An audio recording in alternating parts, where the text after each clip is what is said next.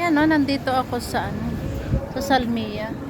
Naka-decorate sila ng almost puro balloons. O di ba, bongga. Ayun guys. Ayun. Ayan ang Doon oh. Iwan ko kung anong pinaggagawa. Ayun. Ano kayong ginagawa nun? Ano ba pinaggagawa nun? Hindi ko alam. Nagre-retouch. Oh my God. Retouch pag may time. Oh, saan ka pa? Kahit na saan, may dalang lipstick. Oh, kasi kumain kanina, nabura yata yung lipstick niya, di ba?